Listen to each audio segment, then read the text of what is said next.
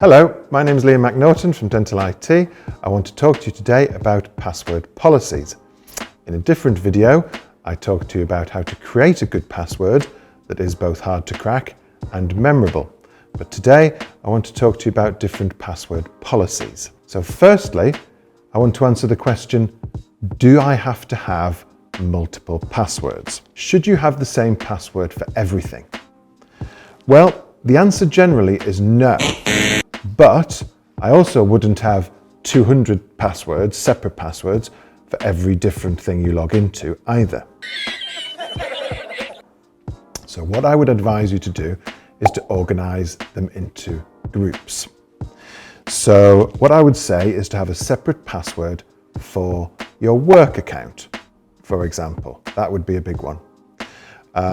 It's highly unlikely that your employer is going to be very happy if you have the same password for work as you have for example, a poker site. Go right ahead, Will. You ship it, it's a shipwreck. So if that poker site gets hacked or compromised, then you're potentially allowing access into the work account through that same set of credentials.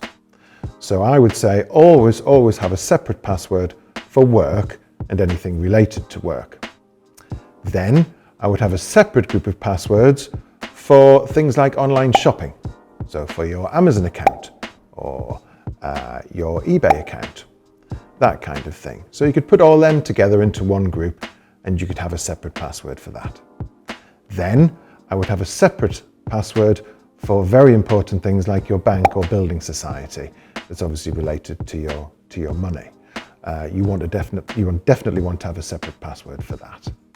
So overall, you might be aiming for a handful of separate password groups. So you don't have to remember too many passwords, but you do have separate passwords for work, for banking, and for shopping. Second question that I want to answer is, do I need to change my password on a regular basis? And the answer to this is definitely no. It used to be the case that some organizations would enforce a password policy change every, say, 90 days or so. But that's very much gone out of fashion now. And the reason for that is that recent studies suggest that if you force users to update their password regularly, all they will do is make a very small change, such as adding a 1 or an exclamation mark onto the end, so it's essentially the same password with a very small change, or they will start writing them down, which makes them less secure. So if you have a perfectly good password, there is no reason why that password needs to be changed on a regular basis. So no, there is no need to change a good password. The third policy that I want to cover is sharing your password. So giving your username and password, your credentials, to anybody else. Well, this should never be done, and it's very important that you don't share your credentials with anybody else, whether you trust them or not. Let me put it in a language you can understand. You need to treat your username and password in the same way as that you would your PIN number on your bank card.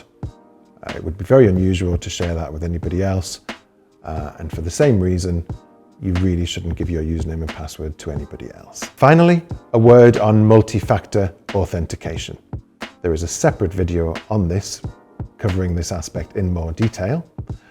But if the account in question has this feature called multi-factor authentication or two-factor authentication, then I strongly recommend that you enable this.